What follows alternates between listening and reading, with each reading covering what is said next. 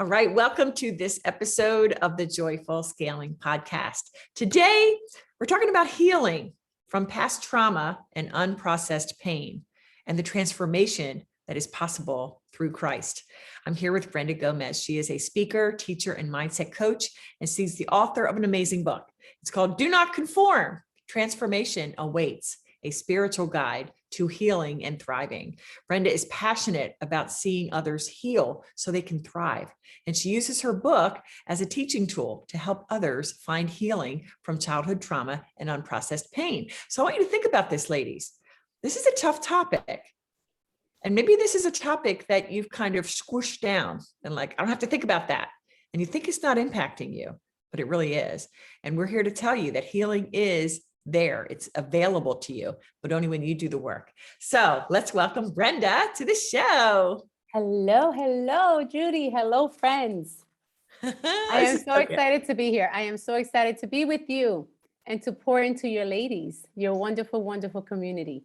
Thank you. Thank you. They're going to be so blessed by this, no doubt in my mind, because I know your book has already impacted so many lives. And I love that it's broken into three parts: the suffering, the awakening, and the healing. And I'd love to go through each of those. But first, can you tell the ladies that may not be familiar with you a little bit about your background and what led you to write this really amazing book?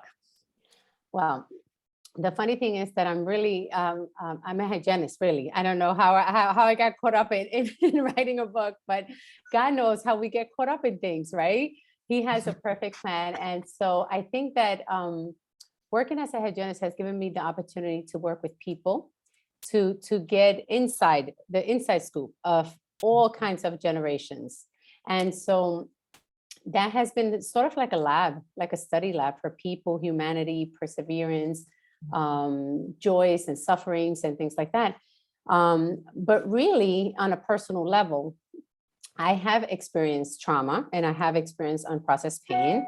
And I've always been a little girl who's always been a dreamer. I've always had goals and dreams. And so I had this desire to do great things, right? And somehow life has a way of dimming those things, right? Throughout life, throughout circumstances. But I never lost that little fire, that little drive to do things. I didn't realize how much those unprocessed things took hold of my life as I got older until I had children. Once I had my children, that's when the awakening took place, right? Like God began to press me and to show me a better path. It was scary because that required some counseling with my pastor and unraveling and unpacking things. But the ultimate goal was to be a better servant, a better mom, a better leader, a better businesswoman. This is a new area for me that I'm exploring as a businesswoman. And so I'm so happy to be here with you ladies, because I feel like there's so many things that we're not aware of, like you said in the beginning, that kind of create like blocks or hindrances, in reaching our full potential. And one of the things that gives me extreme drive is to get those untapped gifts to surface, to blossom. And so that women could see that they have so much inside of them that we need, right? We need those gifts. And so I that's more or less how I got into this whole field. And it's, once you heal and you see how great life is and how the clarity that comes out of that, a vision and a mission comes out of that, a brand new vision and mission come out of that. And so I found myself starting and stopping, all kinds of projects, and not being able to fully fulfill until I was healed. Once I was healed, I was full force. I'm finishing the book. I'm going deeper into coaching. I'm going deeper into, and there's such a lightness inside of you, such clarity and lightness inside of you. It's just, you just got to go get it. That is so good. That is just, I'm taking notes. Look, I've got a full page of notes. I love it. Just said, okay, let's see, where shall I start? This idea of always having this drive, like being a big dreamer and never giving up. And I love that. You never lost the drive, but somehow something was holding you back. And then at the end, that's what you said in the beginning. And then at the end, you said, I had this thing where I was like starting something and then stopping and then starting and stopping, but then healing. So I think there are a lot of women that can relate to this, even just in business, where they start it and then it's harder than they thought. So then they stop, or they start a book and then they never quite get it done. So can you take us through, I don't know if you want to go back to the suffering and talk about maybe some things that we might be holding on to that we may not even realize. That might be a good place to start. Absolutely. So I think that a few things to speak into any type of unprocessed pain or trauma, right? And we're Maya Angelou says that we're more alike than we're different, right? There's a quote, she has a quote that I love, because we are so much more like the book. A lot of women can't relate to the specific stories that I share. It's very raw and very honest and transparent, because I want women to see that you're not alone. And I cover a lot of things. So I cover alcoholism in the home. I cover abandonment, right, from a parent. I cover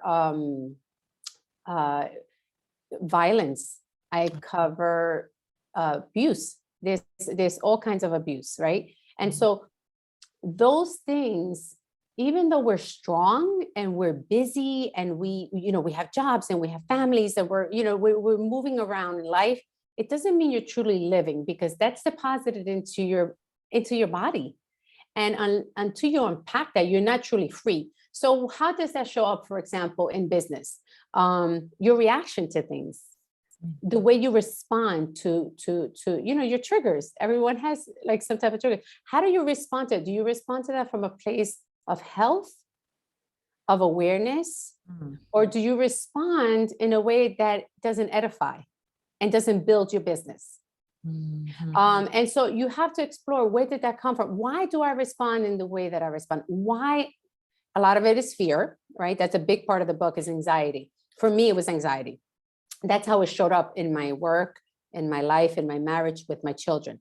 So fear is a big thing, right? And fear will make us act a certain way that is not conducive. It doesn't help. It just hurts. And then we get frustrated, and then we dismiss people, and then and so it just creates this big ball of chaos, right? That we can prevent by truly going a little bit deeper. Listen, God is not a God of condemnation. He's not. He wants to heal you and move forward. We don't want to waste energy and time, but we do want to unpack it, learn how to cope. I will have triggers for the rest of my life. That's the honest truth, right? This is not easy, but I recognize it. I recognize what's from God and what's not from God, and I'm able to take care of it before it takes root. Go. Okay, so I think we've moved from the suffering to the awakening, right? Yes. When you were talking about awareness, I think that's kind of the awakening. Is that right? Yes. Because I think like for me, I've suffered with anxiety in the past, panic, even agoraphobia for a time. Thank God that didn't last forever. I've overcome eating disorders through Christ, but I think there's some women that may not even realize they're suffering. So I think that this awakening is huge. So I really want to unpack that. How can we become aware? Like maybe as a quick example in business, when the naysayers come, yes, your that's a big one. With the reaction, I'm a fraud. What she just said is right. I don't know what I'm talking about, that kind of thing. So I would love us to talk about, how do we become aware through maybe our reactions and our fear-based, decisions, in order to say, you know what, wow, this is a problem I need healing from. Yes, that's a big one, because when you have experienced past, and it's not even childhood trauma, it can be a bad divorce, right? That left you broken and full of shame and guilt, or whatever it is, right? So for me, one of the things that was really important was that I would get very defensive with constructive criticism, right? There are naysayers that are just naysayers, right? And then there's constructive criticism. So recognizing where is it coming from, the source, right? For me was very difficult, because I was in such a fog that I couldn't differentiate between the two. And to me, it just felt like an attack, no matter what. I was defensive because it was scary for someone to judge me. And so now post-awareness and healing, right? I'm able to take a deep breath. I'm able to pause. I'm able to reflect. I'm able to investigate. I'm able to ask the right questions. Is this going to be beneficial for me, this constructive, even if it hurts, even if it's uncomfortable?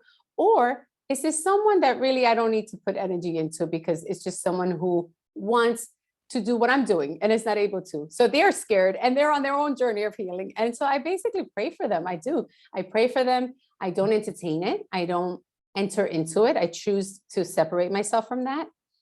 And I choose to stay connected to the fire. I choose to stay connected to the women that are for me, the women that have the same mindset, and kind of keep that circle real tight when things like that come up. Okay. So that's excellent. And I want to get to some of those tips on, maybe even how to realize that you are in process of healing. And I think that's a really great one that you said about whenever someone has a good word for you, that your knee-jerk reaction. And I understand, I used to suffer with this too. It's like, condemnation, instead I left what you said. I just sit, I accept it. I mean, not accept it. I sit with it. I pray about it and I consider, and I ask those questions that we're going to go deeper into, I think, in a little bit, like the questions that you ask, is this really something that I need to address, or is there something else going on? But I really want to go back to the awareness. So if any woman is out there listening, and we've all gone through stuff, Definitely. Maybe she's strong and she's thinking, well, this isn't for me, and it's no big deal, and I've dealt with it this long and I'm okay. Like how can she become aware of how that past trauma, as you say, unprocessed, how that's affecting her life? Well, if one of the things, a few things to look for, right? If you're constantly struggling in your relationships, your major love relationships, right? Your spouse or your children, or your siblings or your parents, or if you're constantly in conflict about something, there is something there, right? That's one thing. If you are struggling with completing goals and reaching your dreams, and if you're on and off and any little thing triggers you, like any little thing would throw me off my feet, and I was like, forget it, this is too much work, I can't, I'm good, right? That's a lie from the enemy, right? Because we were created to have an abundant life. Amen. We were created for all of it. We were created to achieve goals. God designed us, right? And also God designed us to withstand pressure. We can't do hard things. We were equipped that way. So if you're constantly starting, quitting, that's a big sign. That's a big red flag. If you're constantly in fear of what's going to happen to my children, are they okay? What's going to happen to my business? If you're constantly on that, we have a negativity bias, right? If you're constantly in that negativity bias state, that's not normal. I thought it was, right? I was being vigilant. I was being a cautious mom, you justify. And so if you're constantly in those states of unease, of fog, of confusion, of stress, let's investigate. Where is that coming from? It's not natural, and it's not healthy, and it's not from God. And so those are some of the things to look for. And also, if you have people pressing you and saying, let's look into this. Are you okay? Are you, is there a different, maybe you're overthinking this, or maybe, we need to unpack. If you have people, because God will send you people to help you see it. And if you're like me, you're going to run and you're going to get upset and you're going to be like, I'm fine. Like, I wish they would back off. I write about that in the book towards my pastor. I wish he would just back off because he has no idea, and so I wore a lot of makeup, pretty concealer, because I didn't sleep from the anxiety that I was struggling with, a lot of concealer to cover up. And I kid around in the book that I'm going in, I would go to church, and I'm going in, and I'm going to win that Oscar today.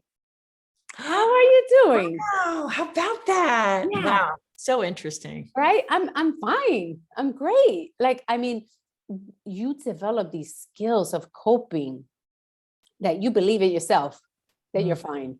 Mm. And so, but God was pressing. And then I began to open up my heart to him, and I began to start seeing things that were affecting my children, that were affecting my relationship, my marriage. I began to see it. He began to show me. And so I began to go a little deeper slowly. It's very scary. So slowly I went in and I went in. Now I can tell you all those things, all those triggers, all those lies from the enemy. I can clearly see him coming. Mm. Whereas before I would be thrown off my feet. Okay, this is so good, because I think the revelation of, well, I guess, and the awareness of that's a lie of the enemy.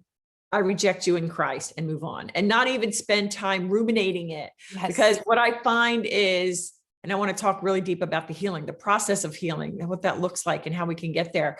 But I know there are people who are constantly in this place of doubt, whether it's about their faith, or if it's about, nuances of their faith, or if it's about their business and what that should really look like. And should they even do it in the first place? Or, is it a sin to pursue $1 million and all those kinds of things?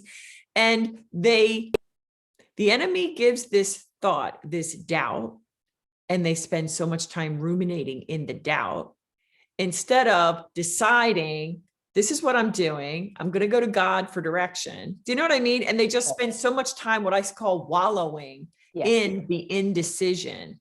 So if anyone listening, and I'm sure there are, that are saying, oh, wow, I think that's me. What are some of the beginning steps toward healing? That's going to be painful. So how can we do that in a way that really will move the needle forward without maybe, or is the fact this is going to hurt, so get ready? Yes. And I'm honest about that. I'm like, this is not for the weak at heart, right? But it is so worth it. I promise you, when you get to the end, you're going to be so glad you entered. So as far as what it looks like is, you have to find the right fit for you for this journey. One is that you need a community of sisters that are trustworthy. That's number one. That are going to be there when you fall, because you will fall.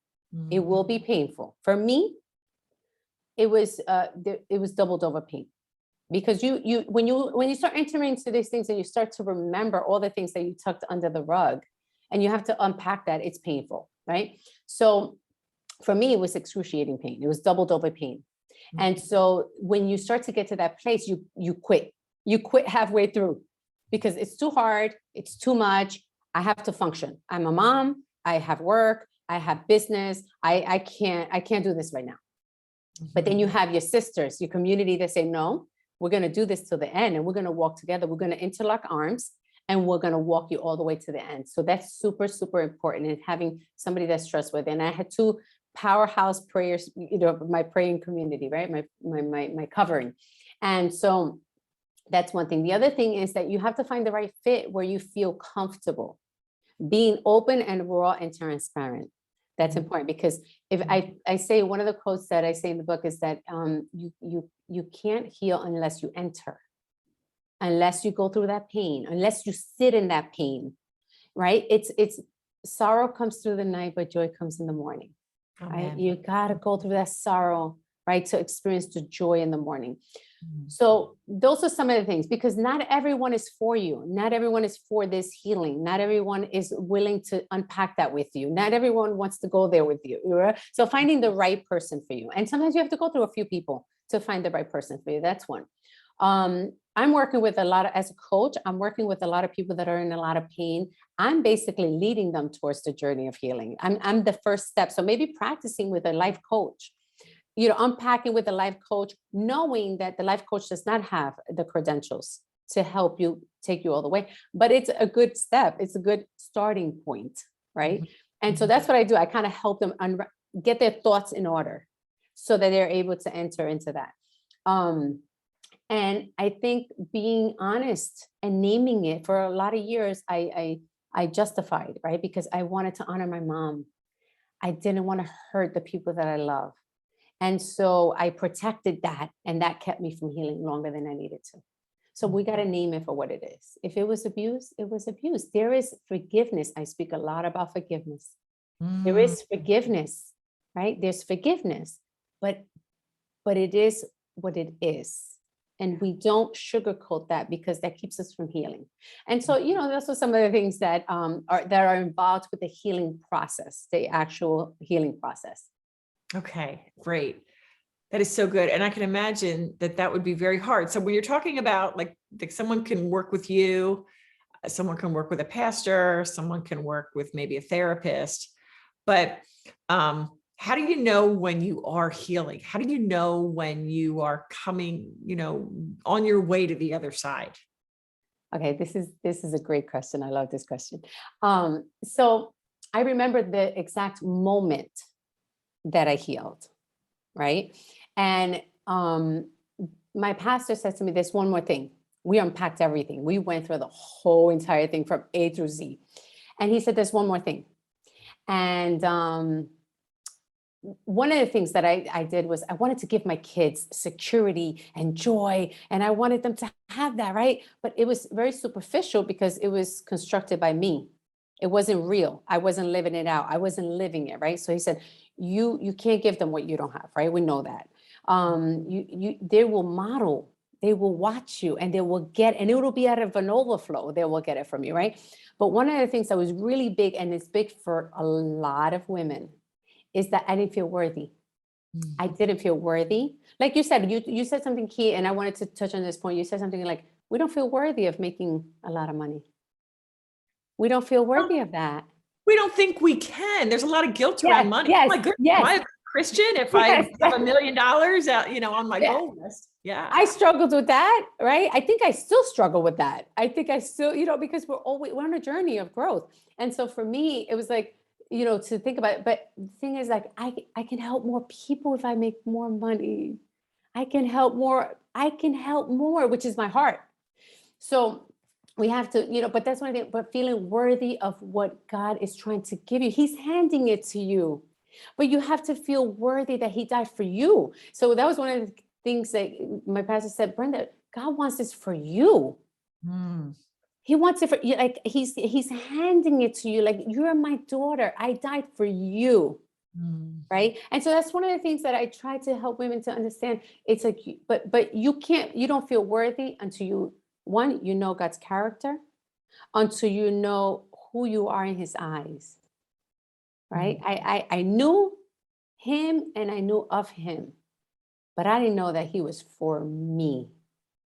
Right. That he was my God. Yes. The personalization of it, to say that when he was on the cross, it's not that he died for the world, which he did, but he died for me. Like, he thought of me. Yes. And one Easter, a couple of years ago, my pastor allowed us he gave us space to close our eyes and think of that. Think of Jesus picturing you and enduring that hell that was the cross, and just kind of, getting that idea of love, like how much he loves me. Yes. Like, just from that, I can't be worthless. I've got to be valuable, right? Yeah, exactly. And he wants you to have joy in your marriage, in your relationships, in your business. He wants you to thrive. He wants you to live in your identity in him, not the world, not the pattern of the world, but his pattern. His pattern is perfect, right? And not that we're going to be perfect until we get to heaven, but he wants you to grow. He wants you to grow. And so that day I left his office, and when I felt the Spirit of God in that room. I felt the love of God for the first time, like ingrained in every fiber of my being. It was like in every cell of my being. When I walked out of there, I took a deep breath, and I was 40 years old. And for the first time, the air got fully in my lungs. And I took that breath, and I recognized what it was to breathe for the first time. And it was the greatest experience that I've ever experienced. And I breathe fully. Now it's like that presence of the Lord is for me. I'm taking it all into my lungs, into my mind, into my soul. And I operate from there. I operate even when life gets hard. Even when life gets hard, I know who I am. I know what and not in an arrogant way. Because, we can all do too much of anything, right? We can all get caught up in too much of anything. It's in a loving, kind type of way. I want to spread this to my sisters. I want you to know who you are and how valuable you are to him, that he will stop and he will call you to healing. That's what he did. He called me to healing. He said, there was an altar call once and my pastor pointed to me and he called me to him. And of course, I was the caregiver, because that was one of the identities that I kind of held dear and tight, right? Because you want to protect, so you take care of others. So no one sees your stuff, right? And he said, I would like to pray for you. Will you let me? Now, that's not what I heard. I heard Jesus say, I would like to heal your heart. Will you let me in? That is so good. It brings tears to my eyes. That is so good. That is so good. Oh, wow. Well, one of the things that you sent to me in the notes was a statement that just blew my mind. And that is, our pain is part of our divine purpose. Yes. Now, that sounds kind of like an oxymoron. Like, how mean are you, Lord? But we know that it's not. So yes. Our pain is part of our divine purpose. Yes. Well, I think that now that I'm in this, I'm on the other side, right? Still healing, still growing, still maturing, but I'm in a healthy place where I can speak into someone's life and say, you have divine, great purpose in your life. And God is going to use all of those things as a part of where he's calling you to be. So for me, I know that my purpose is to bring hope to the brokenhearted, to bring light into the darkness, right? To help you see who you really are, right? To move you closer to that purpose. Now, when you operate out of your purpose, it's so comfortable. There's ease. This is not work for me. What we're doing right now. Now you can testify to this. Where was I back then and where I am right now, right? I was terrified. I was going to comment on that. Ladies, I had interviewed Brenda, I got to say 2.5 years ago, yes. when the book was being written. And I always admired Brenda. She's a strong woman of the Lord, but she was very, very nervous for the interview. And before I hit the record button, I said, hey, Brenda, how you doing? You're being nervous? She goes, no, I don't feel nervous at all. Like, let's go. And that's an evidence of the healing. So go on. I just had to say. Yeah, no, I wanted you to say that because I was terrified, right? Because I had not gone through the full process. And so my purpose is clear. I know exactly, and you helped me a lot with that. Right? I was all over the place. Do you remember? I was all over the place, Judy. I wanted to do all of the things, right? That wasn't my purpose. My purpose is defined. There is the one thing that God has for you. Now, it's going to branch out to a lot of little things, right? But the center, the core, right? He has already designed you for that. And you helped me to kind of hone it in. And I will be forever grateful for that, because you brought so much clarity. You helped me to find that clarity. That's why you need a community. You need a coach. You need someone that has been there, done that, and has grown in different areas, right? Like I have my pastor, I have my sisters, I have you, I have you. Everyone has a role to play in your life. Let them in, and have that teachable spirit. I took everything in, everything that you shared with me. I'm activating it. It's activated. I'm working on it. I'm clear. And that's the biggest thing that comes out of it, is that you're very clear on your purpose and you protect it. What do you mean by that? That's a neat comment. So what I mean is that you don't waver. Like you said, that doubt and that, uneasy, and I'm not sure. And no, I'm really sure. It's very clear to me that this is where, and not only that, when you start getting the testimonies from the people that you're helping. Yes. Oh, then you know that right? Yeah. And you protect it because you're seeing the fruit of that. And so I protect it from the lies of the enemy, from the naysayers. I protect it from anyone that's not in alignment with what God has for me. I protect that circle. I keep a very tight circle, right? I have a lot of acquaintances, but I keep a very tight circle. That's my purpose is protected by that core. So good. So good. So I look at it as kind of like the 3 C's. When you heal, you've got clarity, certainty, and confidence. I love that. In that purpose, right? And it's so good. So ladies, listen, as we wrap up, I just want to say, if you have been brought to tears, and I'm an emotional person, but for some of you that have been brought to tears through listening, maybe that's the Holy Spirit pricking, saying, you thought you didn't have to, but, right? So I highly recommend Brenda's book. So can we end there? Like anything on your heart that we didn't get a chance to mention in the last half hour? And if you could, again, give the ladies the name of your book and where they can best find it. Amen. So ladies, I want to tell you from a sister to a sister, from a friend to a friend, from my heart to your heart. I want to tell you that it is time. It is time. It is time. Do it now. And find your blessing and find your purpose. And God has already placed the people that you need to do this, right? And it could be something small, but you don't want any hindrances in your business, in your partnerships, in your friendships, in your home life, in your ministry. You don't want that. So my book can be found on Amazon, and it is Do Not Conform, Transformation Awaits by Brenda Gomez. There is a workbook component as well, so that if you want to wrestle with a sister together, and because I believe in accountability, the meat of the book is in the workbook. And so is to get to action. There are a lot of stories. The book is basically, it's your own personal coaching session, basically, where I give you a story, I give you the teaching, I give you your reflection questions.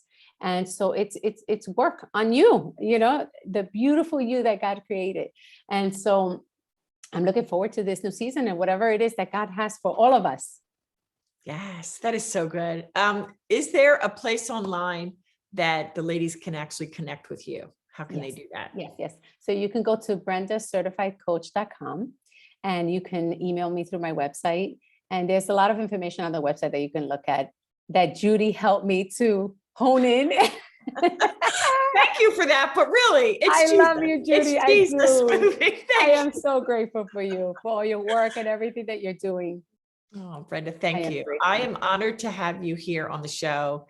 And, you were a standout in the academy when you were inside of it. Everybody just gravitated to you, as I did. And so, ladies, I want to encourage everyone listening. You have an influence on people you may not even realize. And so when you do the work that Brenda's talking about, you will experience life in a whole new way, and it will be with ease, and it will be with a confidence. It will be so joy-filled. And that's what I'm all about, joy-filled. This shouldn't be work, but it shouldn't feel like exhausting. Yes. So Brenda, thank you so much for sharing all of your wisdom. It's been a wonderful time together. Thank you so much. I love you guys. And listen, I've made some real good connections in your group. So shout out to all the ladies that I still stay in touch with. We're good friends. And I'm looking forward to there's more in the future for us together. Amen. Amen. Maybe, Lord. All right. Thank you again. Have a wonderful day.